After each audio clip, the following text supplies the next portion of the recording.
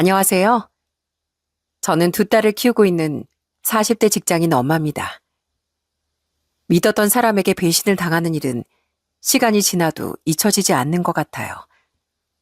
저 역시 누구보다 내 사람이라고 생각했던 사람에게 뒤통수를 제대로 맞았습니다. 한동안 너무나 괴로웠고 힘들었던 저에게 아주 통쾌한 반전이 생겼는데요. 지금 생각해도 피식 웃음이 나올 정도로 기가 막힌 그때의 일을 한번 들려드리려고 합니다. 저희 집은 엄마, 아빠, 저, 1살 어린 남동생, 이렇게 네 식구예요. 부모님은 맞벌이를 하셨고, 그러다 보니 집안일은 거의 외할머니가 저희 집으로 오셔서 해주시곤 했습니다. 아빤 평범한 샐러리맨이셨고, 엄만 간호사셨는데, 저와 남동생을 낳고 나서도 3달 정도만 쉬시고선 바로 일을 하셨다고 해요. 그러다 보니 집안일을 엄마가 잘하지 못하셨습니다. 그래서 한 번씩 친할머니가 와서 엄마에게 잔소리를 하실 때가 있었어요. 그때마다 엄마의 태도는 정말 당당했습니다. 아이고, 애미야. 네가 아무리 밖에서 일을 한다고 해도 애들은 엄마가 챙겨야지. 집안 꼴이 이게 뭐냐? 세상에 밥은 헤매기고 다니는 거야? 일하는 것보다 너한테 중요한 건 가사일 아니냐? 어머님, 요즘 세상에 그런 게 어딨어요. 이젠 세상이 바뀌었어요, 어머님. 여자라고 집에서만 가사일하고 그러지 않는다고요. 아무리 세상이 변해도 이런 건 아닌 거다. 매번 네 엄마한테 살림 맡겨두고 밖으로 도는 게 이게 말이 된다고 생각해? 그래, 애비 뭐라고 안 하니? 뭐라고 할 게 뭐가 있어요. 오히려 좋지. 아내가 밖에 나가서 돈도 벌어오는데 이만큼 좋은 게 뭐가 있어요. 그리고 저나 남편이나 똑같이 일하는데 애 아빠도 살림 하나 제대로 안 하는데 왜 저한테만 그러세요? 어휴, 정말 어떻게 한마디를 안 지네. 한마디를 안 져. 엄만 친할머니가 아무리 잔소리를 해도 정말 상처 하나 안 받는 사람처럼 말을 하곤 했습니다. 솔직히 저도 처음엔 엄마가 집에서 있으면서 저희랑 같이 시간도 보내고 그랬으면 좋겠다고 생각했었어요. 다른 친구들 엄마를 보면 집에 계시는 분들이 많았거든요. 그런데 점점 클수록 엄마가 참 멋진 사람이라는 걸 알게 됐습니다. 엄마는 늘 저한테 세상을 당당하게 살아야 한다고 말씀하셨어요. 정혜야, 엄마 말 잘 들어. 엄마가 살아보니까 여자라고 못할 거 하나 없더라.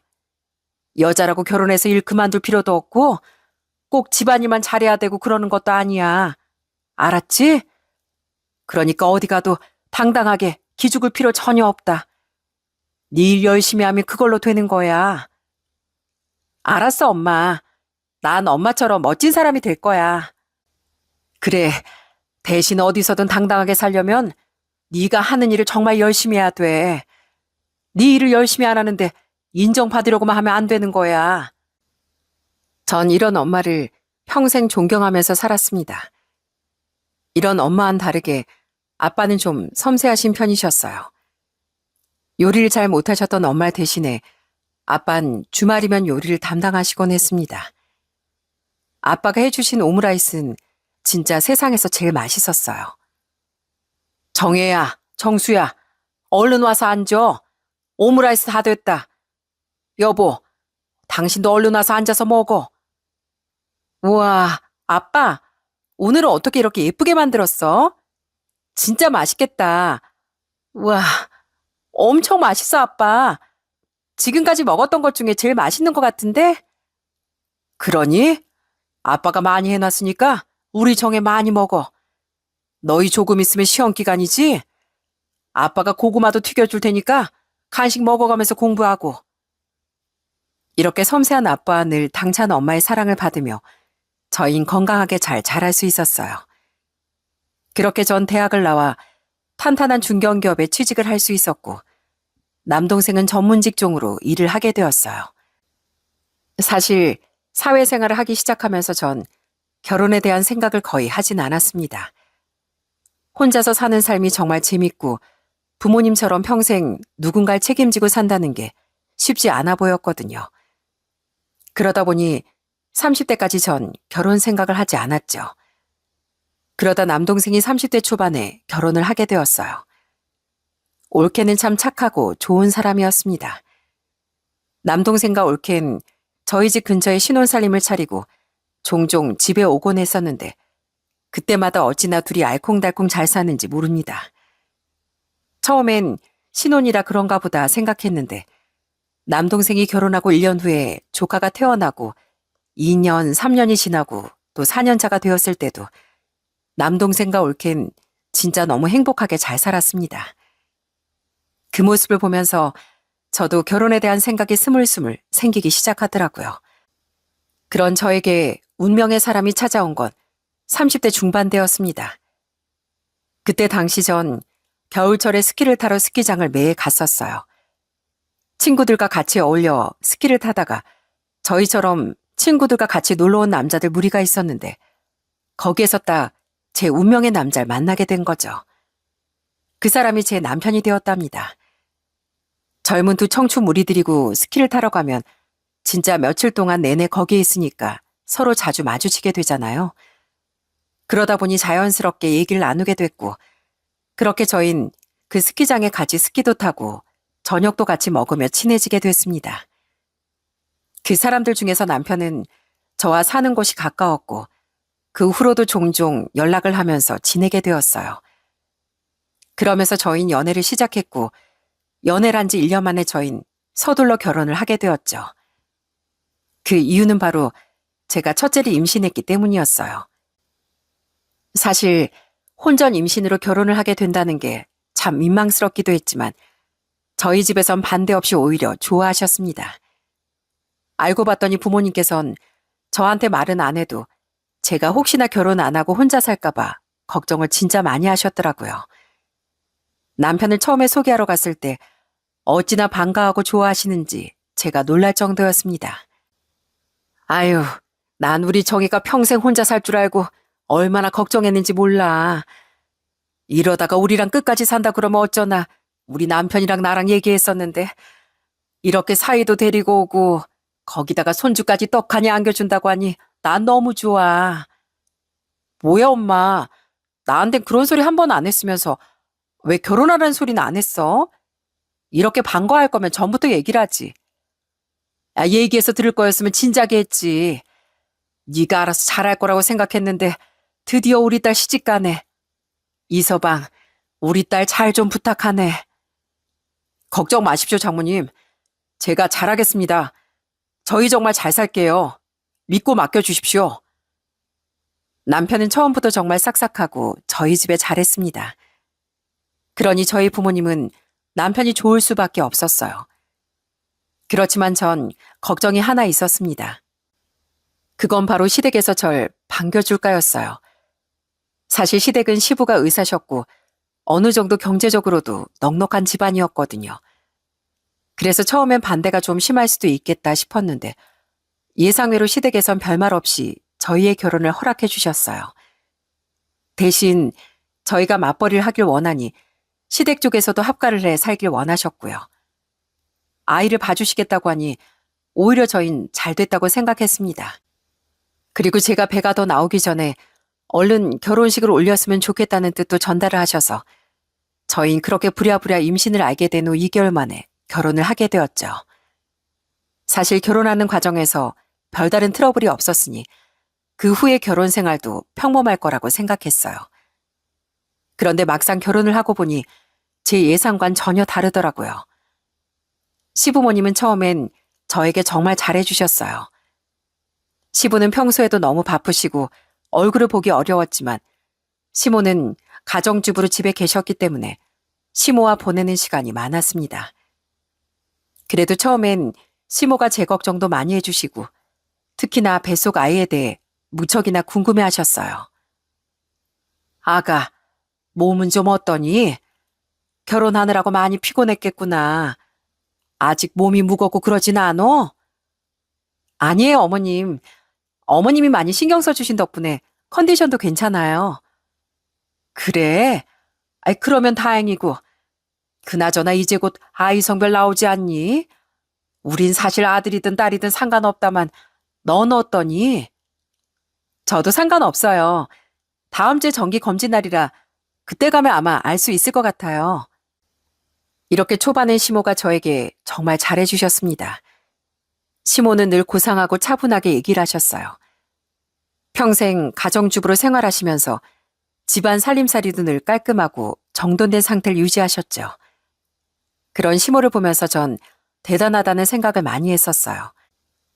늘 목소리 톤이 안정적이고 소리를 높이는 걸 들어보질 못해서 시모 성격을 그땐 전혀 알지 못했죠. 그런데 제가 결혼하고 시간이 지나면서 슬슬 시모의 본색을 알게 되었어요. 아마 첫째 아이가 딸이라는 걸 알고 나서부터 시모가 조금씩 바뀌기 시작했던 것 같더라고요. 그래도 첫째 딸이 태어나고 나선 그다지 좋아하신 건 아니었지만 그렇다고 뭐 대놓고 싫은 티를 내진 않으셨어요. 남편은 딸이 태어났다고 너무 좋아하고 기뻐했고요. 어찌나 첫째 딸을 아꼈는지 내내 남편이 딸을 안고 다닐 정도였어요. 집에서도 항상 남편이 딸아이를 안고 있었는데 그 모습을 보면서 시모는 매번 남편에게 한 소리를 하기도 했습니다. 예, 경철아, 애 좀 내려놔. 넌 뭘 그렇게 신주단지 모시듯이 안고 있어? 내려놔라. 엄마, 나한텐 우리 딸이 신주단지지. 아휴, 쟨 왜 저러니? 저렇게 바보같이 웃고 다니면 사람들이 흉보겠어. 시모는 남편의 딸바보 사랑을 항상 못마땅해 했어요. 처음엔 그냥 이런 시모의 태도를 보고 별 생각을 하진 않았습니다. 그런데 저희 첫째가 태어나고 점점 시모와의 사이가 틀어지기 시작하더라고요. 제가 첫째 딸을 낳고 100일도 안 지났을 무렵이었어요. 어느 날 퇴근하고 집에 들어가는데 현관문 앞에 뭐가 이상한 게 달려있더라고요. 대문 양옆에 빨간 고추랑 숯, 그리고 검정색 실로 엮은 금줄이 매달려 있는데 도대체 이게 뭔가 싶었습니다. 그래서 놀라서 안으로 들어가 시모에게 물어보니 시모가 진짜 기가 막힌 얘기를 하는 거 있죠? 어머님, 밖에 걸려있는 거 그거 뭐예요? 금줄이에요? 갑자기 저걸 왜...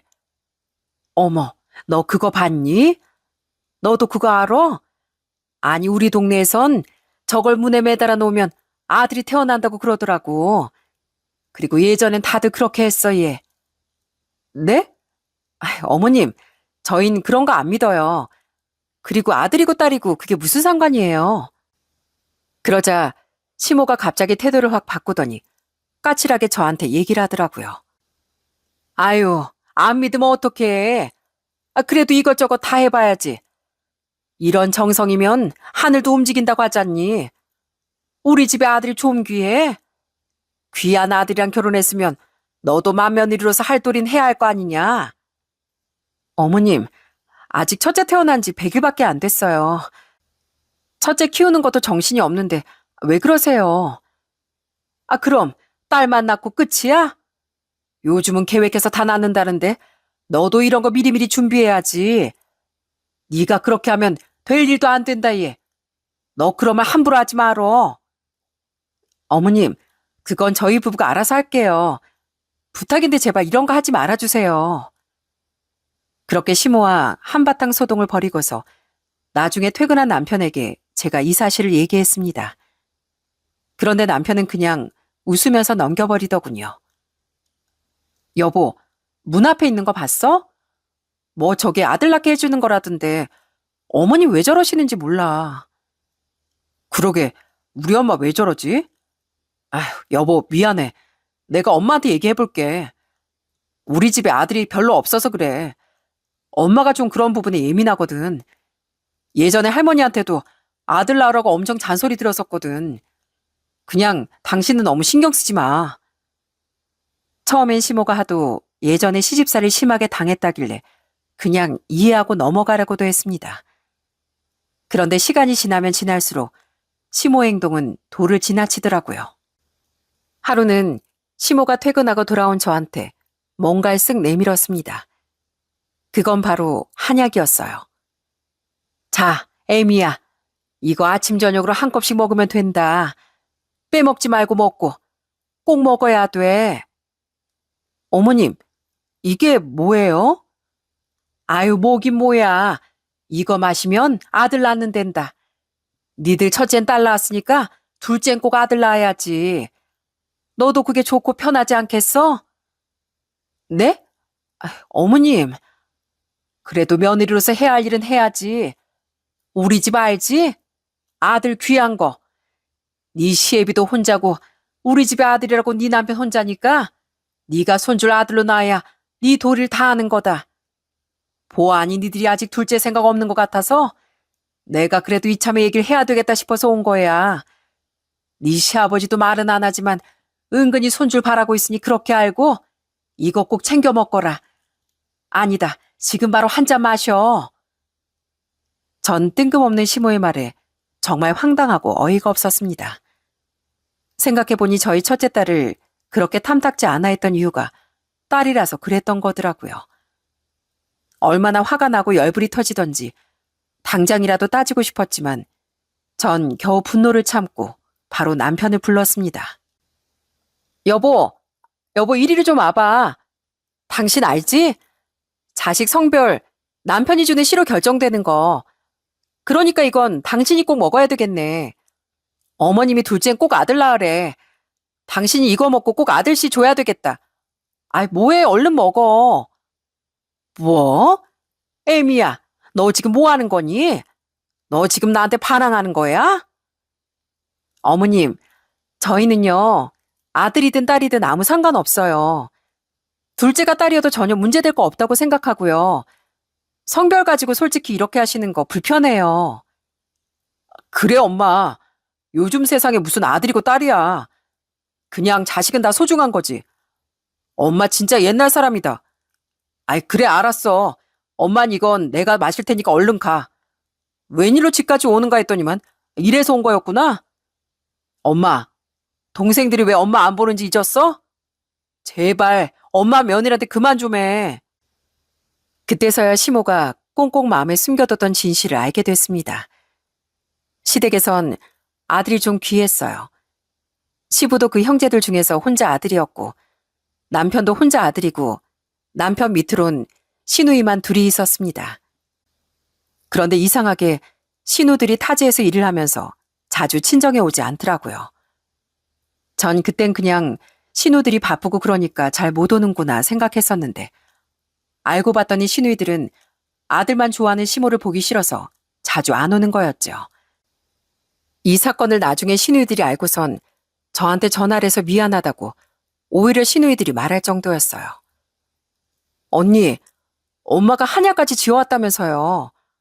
아휴, 우리 엄마 정말 왜 그런지 몰라. 언니 미안해요. 진작에 언니한테 얘기를 했어야 하는 건데 엄마가 워낙 아들 사랑이 지극해서 그래요. 겉으로 뭐 신세대 시어머니라고 하지만 속은 아주 그냥 고지식하고 옛날 사람이에요. 그러게요. 전 어머님이 그런 생각을 가지고 있는 줄 꿈에도 몰랐거든요. 이러다 둘째도 딸이면 어쩌나 몰라. 언니, 엄마가 그렇게 해도 너무 신경 쓰지 말아요. 앞에서 뭐라고 하면 한 귀로 듣고 한 귀로 흘려버려요. 내가 이래서 언니 합가해서 산다고 했을 때 걱정했던 거였는데. 전 신우의 말을 듣고서 사실 마음이 편치 않았습니다. 저희 부분 자식을 둘까진 낳고 싶었는데 혹시라도 둘째도 딸이면 시모가 어떤 반응을 보일지 걱정이 됐거든요. 그리고 첫째를 낳고 나서 2년 후 저희는 둘째 딸을 낳게 됐습니다. 그렇게 두 딸을 낳고 나니 역시나 시모는 그때부터 저에게 엄청 까칠하게 굴기 시작했어요. 특히나 아직 아무것도 모르는 저희 애들한테 진짜 할 말 못할 말을 시모는 아무렇지 않게 하시기도 했습니다. 어휴, 니들은 좀 밑에 뭘 좀 달고 나오지 그랬어. 어떻게 그거 하나를 못 달고 나왔냐? 어휴, 달고 나왔으면 이 할미가 뭐든 다 해줬을 텐데. 어머님, 애들한테 자꾸 이상한 소리 하지 마세요. 뭘, 내가 무슨 소리 했다 그래? 그냥 아쉬워서 하는 말 가지고. 그나저나 넌 셋째 생각은 없냐? 딸만 낳기나 아쉽잖니. 어머님, 저희 둘 낳고 이제 더는 안 낳을 거예요. 저번에도 말씀드렸잖아요. 자녀 계획 이젠 없습니다. 그러니까 자꾸 셋째 얘긴 그만하세요. 그 고상했던 시어머니는 어디 갔는지 내내 자꾸만 셋째, 또 아들 얘기만 하니 점점 마주치는 게 불편해지기 시작했어요. 처음엔 남편도 제 편을 들어줬지만 시간이 지나면서 남편 역시 제 편을 들어주지 않더라고요. 오히려 시모가 그런 말을 할 때면 모르는 척, 못 들은 척 하는 남편이 애석하기도 했죠. 그나마 제가 딱 잘라 셋째는 없다고 얘기를 계속하니까 어느 순간부터 시모가 아들 얘기를 다신 꺼내진 않더라고요. 문제는 시모가 다른 방법으로 저에게 스트레스를 주기 시작했다는 거죠. 시모는 제가 결혼하고서 딱 4년 차가 되고부턴 갑자기 과거 얘기를 꺼내기 시작했습니다. 어느 날은 저녁 준비를 하는데 옆에서 이상한 소리를 하시더군요. 아유, 그때 내가 말했었나? 남편이랑 같은 의대 나온 사람이 있는데 거기도 딸이 한 명 있었거든. 걔가 글쎄 이번에 결혼했다네. 아, 그래요? 잘 됐네요. 그때 아버님이랑 제일 친한 친구분이라고 하셨던 그 집 말하시는 거죠? 그래. 아이, 그 딸이 우리 아들을 얼마나 좋아했는지 몰라. 아들이 좋다고 내내 쫓아다녀가지고 그 집에서 우리 아들이랑 결혼시키자고 했었는데. 아유, 그 집안이랑 결혼했으면 우리 아들도 팔자 폈을 텐데 말이야. 뭐 아니 뭐 이젠 다 소용없지만. 그러면서 은근히 다른 며느리와 시모는 비교를 하기 시작했어요. 사실 시부가 의사이다 보니 다른 집안들 며느리들도 대부분 의사나 전문 직종들이 많았거든요. 그래서 시모는 그런 얘기들을 아무렇지 않게 하곤 했습니다. 아유, 지난번에 모임 가니까 이번에 결혼한 며느리가 아주 그냥 혼수를 엄청 고급스럽게 잘해왔다는 거야. 거기다가 매출마마다 와가지고선 최고급 한우 이런 것도 사들고 오고 걔가 의사라 바쁜데도 시댁이 어찌나 잘하는지 몰라. 아유, 그거 들으면서 얼마나 부러웠는지 원. 아, 그래요? 거기 대대로 의사 집안이라는 곳 맞죠? 들어보니까 거기 아들도 엄청 똑똑하고 내내 엘리트였다고 하던데 그러면 며느리도 그럴 수 있죠. 저도 남편한테 들어보니까 거기 아들이 처가되게 엄청 잘한다던데요. 뭐라 그랬다더라? 장인어른 타고 다니는 차가 오래됐다고 차 사줬다고 그랬나? 저희 집도 좋은 사이 얻어서 그러면 진짜 저희 엄마 아빠가 좋아하셨을 텐데 저흰 뭐 둘 다 평범한 직장인이라 그러긴 힘들죠 뭐. 아니 뭐 우리 아들이면 잘하는 거지. 처가되게 잘하지 않니? 그렇죠. 남편 잘하죠. 어머님이 의사 며느리 보고 싶어 하시는 것 같아서 말씀드리는 거예요. 남편이 의사였으면 의사 며느리 드렸을 텐데, 그죠? 저라고 뭐 시모 말에 가만히 있었던 건 아니지만 시모 말을 들을 때마다 사실 기분도 나쁘고 어쩌라는 건지 참 황당하더라고요. 얼른 돈을 모아 분가를 해야 되겠다는 생각만 했었어요. 그런데 웃긴 게 뭔지 아세요? 남편이 그렇다고 능력이 좋은 것도 아니었고 평범한, 아니 오히려 저보다도 더 연봉이 적었다는 거였습니다. 아들이 그렇게 능력이 있는 것도 아닌데 뭐가 그렇게 불만인지 시모를 이해할 수가 없었어요. 그나마 제가 좀 더 연봉이나 이런 게 나아서 그런지 그보다 더 심한 말은 안 하시더군요. 아이들도 봐주시고 그러니까 애들 클 때까지만 좀 참아야겠다는 생각을 했습니다. 그런데 결혼한 지 한 7년째 되던 해 속 터지는 일이 생기고 말았어요. 그건 바로 남편이 직장에서 잘린 거였습니다. 안 그래도 회사 사정이 좋지 않아 구조조정을 한다고 하길래 전 걱정이 많았거든요. 워낙 회사 일도 잘 안 하던 남편이라 분명 남편이 그 대상이 될 것 같았고요. 그런데 역시나 회사 구조조정을 하면서 남편은 바로 잘린 거였어요. 그렇게 남편이 잘리고 난 후 시모는 더 이상해지기 시작했죠. 자꾸 남편 편만 들고 오히려 막 남편 길을 살리려고 절 잡기 시작하더라고요. 한 번은 다 같이 밥을 먹고 있는데 남편이 국을 좀 끓여다 줄 수 있냐며 저한테 시키는 거였어요. 그런데 전 그때 너무 화가 났어요. 전 옷도 못 갈아입고 바로 시모가 저녁 차리는 걸 거들었었는데 남편은 회사도 출근을 안 하면서 내내 집에서 빈둥대다가 저녁 상 차리는 것도 돕지 않고 있다가 자리에 앉은 거였거든요. 그러니 제가 화가 안 날 수가 있겠습니까? 그래서 남편에게 한 소리를 했어요. 여보, 나 옷도 못 갈아입고 지금 이제 막 앉은 거야. 국 끓이는 거야 당신이 좀 가서 해도 되잖아. 그런데 제가 이렇게 딱 한 소리를 하자마자 시모가 갑자기 화를 내면서 고래고래 소리를 치는 거 있죠? 예, 그거 뭐 어렵다고 못 해주니? 국 한번 끓여다 주면 되는 걸. 꼭 그렇게 사람 무안을 줘야 되겠어? 집이 뭐 얼마나 넓어가지고, 그거 귀찮다고 한 번 가면 될 거 가지고, 고작 그걸 싫다고 밥상머리에서 꼭 그렇게 얘기를 해야 되겠어? 어머님, 저 집에 오자마자 한 번 앉지도 못하고 내내 밥상 차렸어요. 반면 남편은 오늘 하루 종일 낮잠 자고 밥 먹고 애들 본 것도 아니고, 그럼 이 정도는 본인 스스로 할 수 있어야죠. 그래도 집안일을 여자가 하는 거야, 여자가. 어디서 감히 남편한테 이래라 저래라야? 아유, 됐다. 하기 싫으면 하지 마. 내가 할 테니까. 아주 남자기를 다 죽여놓네, 다 죽여놔. 그러면서 씩씩거리면서 남편 국그릇을 들고 주방으로 시모가 들어가는데 진짜 황당하고 어이가 없더라고요. 그게 끝이 아니었어요. 남편은 그렇게 일을 그만두고 나서도 다시 취업을 할 생각이 없는지 이력서도 안 넣고 내내 집에서 게임만 하면서 빈둥빈둥 놀기 시작했습니다. 아들이 그러면 시모가 나서서 잔소리라도 하던지 그래야 하는데 시모는 그런 아들이 늘 안쓰러운지 챙겨주기만 바빴고요. 제가 조금이라도 잔소리를 할라치면 시모는 불이 나게 달려와 절 타박하시곤 했죠. 여보, 제발 좀 입은 옷은 빨래통에 제대로 넣어주면 안 돼? 바닥에 여기저기 널브러져 있잖아. 빨래하려면 죄다 찾아야 하고 좀 제대로 넣어줘. 예, 너 왜 우리 아들한테 잔소리하니? 어? 말을 해도 좀 사근사근하게 얘기하면 될걸.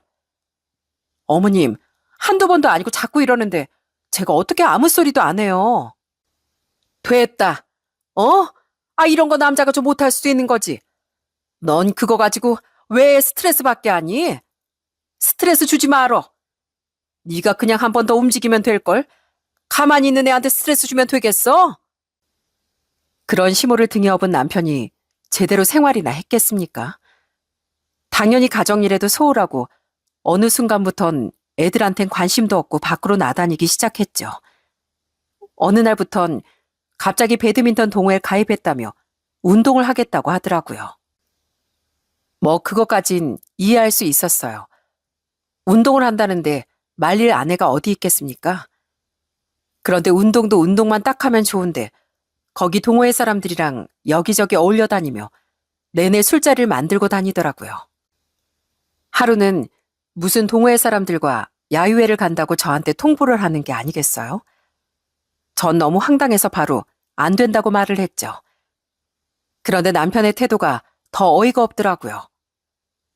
당신이 안 된다고 해도 나 그냥 갈 거니까 그렇게 알아. 나도 좀 스트레스 풀자. 어?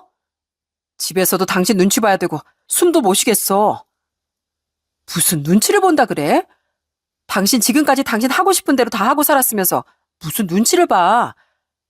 그리고 애들이랑 좀 같이 시간 보낼 생각을 해야지. 이럴 때 쉴 때 애들이랑 좀 놀러도 가고 그러면 좀 좋아? 애들이랑 휴가 때 같이 시간 보내잖아. 그거면 됐지 뭘 더 바래. 나 정도는 아빠가 어디 있어. 하여튼 난 갈 거니까 그렇게 알아. 정말 그렇게 딸들의 살뜰히 챙기던 남편은 어디 가고 점점 밖으로만 놔두는 남편을 보면서 진짜 속이 말도 못할 정도로 문드러지곤 했습니다. 안 그래도 시댁에서 살면서 시모 눈치 보랴 불편한 점도 한두 가지가 아니었는데 남편까지 저러니 생각이 정말 많아지더군요. 그러던 어느 날 제 마음이 딱 돌아서게 된 계기가 생겼어요. 그날은 야근을 하고서 늦은 시간에 집에 들어간 날이었습니다. 다들 잠이 들었는지 거실은 고요하더라고요. 남편은 그날도 잠깐 친구를 만나러 간다며 나간 상황이었고 전 얼른 씻고 자려고 서둘러 방으로 들어가려고 했죠.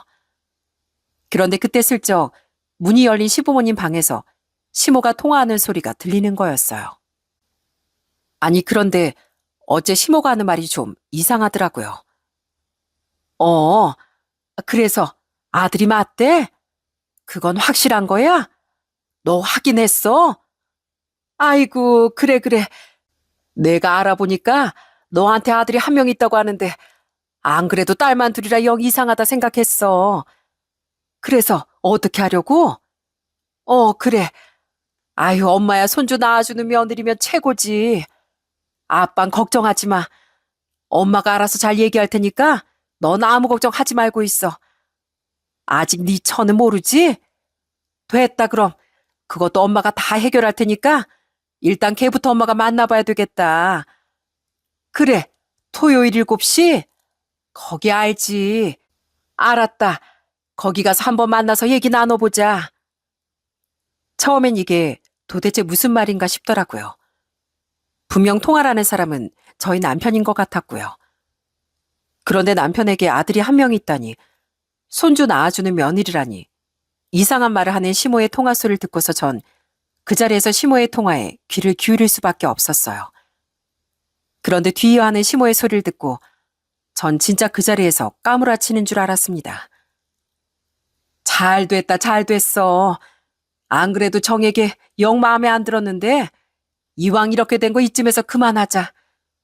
제 자존심에 너 딴 여자 만난다고 하면 분명 이혼하자고 들 거다. 차라리 잘 됐어. 그러게 아무나 만나지 말라 엄마가 그랬지? 엄마 말 진즉 들었으면 이렇게 고생 안 했을걸. 에휴, 뭐 지난 얘기니 어쩔 수 없으니까 일단 이번 주말에 그 애 만나보고 니들 이혼해서 정리하자. 시모는 저와 남편의 이혼을 그렇게 종용하고 있었던 거였어요. 전 그 얘기를 듣고서 손발이 다 부들부들 떨리고 당장이라도 방 안으로 들어가 소리를 치고 싶었어요. 그렇지만 순간적으로 전 제 딸들이 제 머릿속을 확 스쳐 지나갔습니다. 이대로 당할 수는 없다는 생각에 전 조용히 방으로 들어갔죠. 남편은 뒤늦게 집에 들어왔지만 전 그런 남편에게 말 한마디 걸지 않았어요. 바로 골아떨어진 남편 옆에서 전 내내 잠도 못 자고 밤을 새웠습니다. 그리고 며칠 뒤 전 저희 딸들을 데리고서 친정에 다녀오겠다고 말을 했어요. 그랬더니 어쩐 일로 시모면 남편이며 엄청 좋아하면서 잘 다녀오라고 배웅을 해주는 거 있죠? 그렇게 전 이를 갈고서 딸들을 데리고 친정으로 향한 뒤 그때 시모가 전화통화로 말했던 그 시간에 약속 장소로 향했죠. 그리고선 호텔 라운지 카페에서 만난 세 사람을 향해 전 당당하게 걸어갔어요. 제가 그 세 사람 앞에 서자 누구보다 당황해한 건 바로 남편이었습니다. 여보, 당신이 어떻게 여기에... 여기서 뭐해? 그렇게 밖에서 나돌아다니더니만 씨 뿌리고 다녔냐? 왜? 내가 어떻게 알았을까 싶어? 어머님은 여기서 뭐 하세요? 며느리 속이고 새 며느리 들이시려고요? 여보, 그게 아니라... 경철이 넌 가만히 있어. 이 엄마가 얘기할 테니까. 그래, 너도 앉거라. 기왕 이렇게 된 거 다 얘기하고 우리 정리하자. 안 그래도 너한테 얘기하려고 했어. 와, 그때 시모의 표정이 얼마나 당당했는지 모릅니다. 아니 원래 아들이 밖에서 이런 짓을 하고 돌아다니면 미안해하거나 그래야 하는 게 정상 아닌가요? 시모는 마치 잘못한 일이 없다는 듯 엄청 당당하게 얘기를 하는 거였어요. 그리고 그 옆에는 웃으며 앉아있는 한 여자가 있었고요. 그 여잔 바로 남편이 만나고 있던 상간녀였어요. 얘기요? 무슨 얘기요? 뭐 남편이랑 이혼하라고요? 제가 왜요? 저 이혼 못합니다. 제가 왜 이혼을 해야 되는데요? 그래서 너 그럼 이혼을 안 하겠다는 거니? 너 이 상황에 자존심도 안 상해? 네 남편이 너보다 딴 여자가 좋대잖니? 나도 오늘 얘 만나보니까 너보단 얘가 더 마음에 든다. 강남에서 나고 자라 집안도 빵빵해. 외모도 좋아. 거기다가 얘 아들 가졌어. 네가 못한 그 며느리 둘이 얘가 하고 있는데 내가 널 며느리로 계속 둘 이유가 뭐가 있니? 뭐라고요? 지금 뭐라고 하셨어요? 아니, 어떻게 그런 말을 그렇게 당당하게 하세요? 지금 그게 말이 된다고 생각하세요? 어머님 아들 지금 불륜 저지른 거라고요. 그래, 근데 그럴 수 있지. 남편 기죽이는 마누라보다 살랑살랑 기분 맞춰주는 여자가 더 좋지 않겠어? 거기다가 지 아들까지 가졌다는데 뭐 어쩔 거야? 그러니 이혼해라. 우리 아들 마음이 그렇다잖니? 그렇게 뻔뻔하게 말하는 시모 옆에서 남편은 진짜 안절부절 못하며 제 눈치만 슬슬 살피는데 정말 어처구니가 없고 이런 남자를 평생 믿고 살아야 하는 건가 싶은 생각도 들더라고요. 전 당연히 능력 없고 개차반인 남편이랑 이혼하고 싶었죠.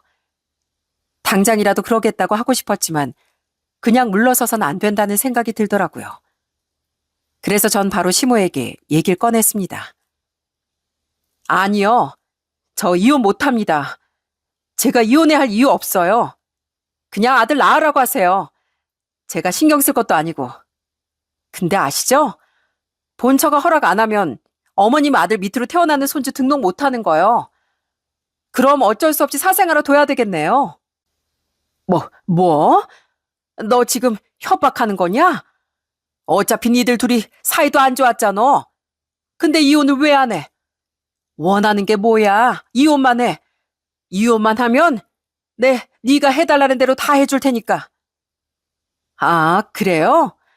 그럼 한 5억 원 주셔야 되겠네요. 그래야 제가 2딸 데리고서 살 수 있죠. 그리고 양육비는 일시불로 다 주세요. 그러면 제가 한번 생각해 볼게요. 뭐라고? 5억? 예, 5억이 무슨 장난이니? 너 지금 장난해? 그럼 미혼모로 아들 낳을 수밖에 없는 거고요. 아니면 제가 아버님 병원 가서 한번 제대로 홍보해드려요? 아들 못 낳았다고 며느리 쫓아내고 상간녀 들였다고 한번 제대로 난리 펴드릴까요? 그러자 시모는 무척이나 당황해했습니다. 제가 이렇게까지 나올 거라곤 상상도 하지 못했겠죠. 그리고 그 옆에서 상간녀가 아주 불쌍한 척을 하면서 시모한테 얘기를 하더군요. 어머님, 그냥 제가 미혼모로 낳을게요. 어쩌겠어요. 본처가 저렇게 싫다는데. 죄송해요. 제가 아들은 잘 키울게요. 아니다, 아가. 우리 손주 우리가 지켜야지. 괜히 너 스트레스 받을라. 넌 아무 걱정하지 말어. 이 시애미가 잘 정리할 테니까. 알았다. 네가 하자는 대로 할 테니까 대신 조용하게 이혼 마무리하는 거다. 알았지? 아유, 저 독한 거 같으니라고. 그래, 네 말대로 해라. 자세한 건 집에 가서 정리하고 끝내자. 끝. 정말 당장이라도 찢어버리고 싶었던 상간녀였지만 그때만큼은 참 고맙기도 했습니다. 상간녀가 그 눈물 어린 말을 하지 않았다면 욕심 많은 시모가 순순히 그 5억을 내주진 않았을 거거든요. 여우 같은 상간녀를 달래며 저한테 자꾸만 독한 거라고 욕하는 시모를 보면서 정말 어처구니가 없었어요. 그래도 동네방네 소문이 나는 건 원치 않았는지 시모는 순순히 제가 말한 조건을 맞춰주겠다고 하더라고요. 그렇게 저희는 조용히 이혼을 마무리하는 걸로 결정하고서 전 5억과 함께 2딸의 양육비를 매달 100만 원씩 일시불로 계산을 해 받게 되었어요. 그리고 조건 하나가 더 붙게 되었어요. 그건 바로 딸들을 평생 보지 않고 사는 거였습니다. 이 조건을 사실 전 받아들이지 않을 거라고 생각했었는데 오히려 시모와 남편은 은근 반겨하는 눈치였어요. 아셨죠? 앞으로 연락도 일체 안 하는 겁니다. 저희 딸들과는 전혀 교류 안 하는 조건으로 이혼하는 거예요. 알았다. 그거야 뭐 우리도 좋지. 신경 쓸 게 없어지니까. 대신 너 이번에 이렇게 이혼하는 거 절대 네 시애비랑 그 병원에 안 알리는 거다. 알았니? 애초에 네가 이혼하겠다고 했던 걸로 하는 거야. 알았지? 끝까지 본인들만 생각하는 시모와 남편을 보면서 진짜 너무 화가 나고 어처구니가 없었어요. 특히나 시모의 치마폭에 쌓여서 당당하게 제 앞에 말도 하지 못하는 남편을 보고 아주 정내미가 다 떨어지더군요. 그렇게 전 남편과 이혼을 하게 됐습니다. 당연히 저희 집에선 소식을 듣고선 아주 난리가 났어요. 엄마랑 아빠는 당장 가서 전 남편은 혼쭐을 내주겠다고 하셨지만 전 그냥 이 사건을 빨리 잊어버리고 싶었습니다. 그리고 그 뒤로 전 남편은 정말 딸들을 찾지도 않았어요. 전 그런 모습을 보면서 더 독하게 딸들과 잘 살겠다고 다짐을 했고요. 그리고 딱 5개월이 지나고서 진짜 웃기지도 않은 일이 생겼답니다. 역시나 잘못을 저지른 사람은 벌을 받기 마련이더군요. 어느 날 갑자기 저한테 모르는 번호로 전화가 온 거였어요. 그런데 그 전화를 받고선 깜짝 놀랄 수밖에 없었죠. 그 전화는 바로 전 남편이었거든요. 여보, 나야, 나. 뭐야, 왜 전화했어?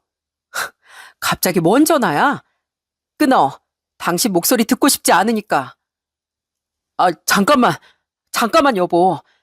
나 할 말이 있어서 전화했어. 잠깐만. 뭔데?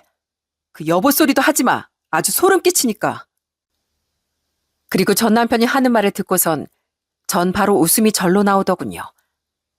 전 남편이 갑자기 통곡을 하면서 얘기를 하는 거였어요. 그 상간녀가 출산을 한 지 일주일이 됐는데 집안이 아주 쑥대밭이 됐다는 거였어요. 왜냐하면 그 상간녀가 낳은 아이가 파란 눈을 가지고 있었다는 거였죠. 말 그대로 상간녀는 남편의 아이를 가졌던 게 아니었습니다. 산부인과에서 다들 얼마나 당황했는지. 아이가 글쎄 혼혈이야. 딱 봐도 혼혈아였어. 눈도 파란색에 머리도 갈색이고 혹시나 해서 유전자 검사까지 다 해봤는데 내 아들이 아니래. 내 아들이 아니었대. 뭐? 그럼 뭐야? 당신 아들이라고 했잖아. 뭐 딴 남자라도 만났다는 거야? 알고 봤더니 이 여자 클럽 죽순이었나 봐. 남하고 다른 외국인 남자 만나서 그 남자애를 가진 거였어. 여보, 나 다 속았어. 나도 피해자라고. 내가 당신한테 그러면 안 되는 거였는데 여보 정말 미안해. 울며 불며 통곡하는 전 남편의 목소리를 들으며 전 너무 통쾌하더라고요.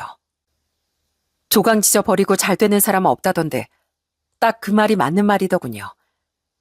내내 울며 불며 용서해달라고 다시 받아달라는 전 남편의 말을 듣고 전 냉정하게 얘기를 했습니다. 야, 너도 생각을 해봐라. 어떤 정신 멀쩡한 애가 가정 있고 애 있는 남자를 좋아하겠니? 아무리 니네 집이 잘 산다고 해도 정신 똑바로 박힌 애가 그럴 수가 있겠어? 이거 다 엄마 때문이야. 하도 아들아들거려서 내가 정신줄을 놨나 봐. 정말 미안해 여보. 내가 잘할게. 내가 앞으로 잘할게 여보. 나한테 한 번만 더 기회를 줘. 어? 내가 잘할 테니까 기회 한 번만 더 줘. 기회? 웃기고 있네. 야, 나 너랑 이렇게 통화하는 것도 소름 끼치거든? 어디서 뻔뻔하게 기회를 운운하고 있어? 야, 꺼져. 너 같은 사람은 두 번 다시 만나고 싶지도 않으니까. 여보, 한 번만. 제발 우리 애들 좀 보면 안 될까? 내가 우리 애들한테 아빠로서라도 잘할게. 어? 아빠 같은 소리 하고 있네. 기억 안 나니? 우리 이혼할 때 조건 말이야. 계약한 거 잊었어? 애들도 그리고 너 싫어해. 자기들을 버린 아빠를 좋아할 리가 있겠니? 다시 한 번 더 나한테 전화해봐. 그땐 아주 니네 아빠 병원 찾아가서 다 소문내버릴 테니까. 알았어? 그러고선 전 냉정하게 전화를 끊어버렸어요. 진짜 속이 다 후련하더라고요. 솔직히 전 남편이 언젠간 그 벌을 받을 거라곤 생각했었는데 이렇게나 빠르게 벌을 받을 거라곤 상상조차 하지 못했거든요. 와, 그 여자도 진짜 대단한 게 다른 남자를 만나고 있으면서 어떻게 전 남편한테 결혼하자 아이를 가졌다고 당당하게 얘기를 할 수 있었는지 그 상간녀도 벌 받은 거나 마찬가지라고 생각합니다. 그리고 얼마 뒤 역시나 반갑지 않은 사람의 연락이 왔더라고요. 그건 바로 전 시모였어요. 전 시모 역시 그렇게나 당당했던 태도는 어디 가고 애걸복걸하며 저한테 빌고 또 빌었습니다. 에미야, 내가 정말 잘못했다. 나도 속았어. 나도 그럴 줄은 몰랐다. 당연히 우리 아들 자식일 거라고 생각했는데 아니 어떻게 이런 일이 있을 수 있다니. 지금 네 시아버지도 아주 날 잡아 족치려고 하고 있어. 왜 그렇게 착한 며느리를 쫓아내냐고 하면서 날 아주 집에서 쫓아내려고 하고 있다. 내가 정말 잘못했어. 다 내가 벌을 받는가 보다. 정말 미안하다. 미안해. 아줌마, 그렇게 당당하게 얘기하실 땐 언제고 이제 와서 미안하다고 하세요? 전 용서 못합니다. 그 미안하다는 말도 듣고 싶지 않고요.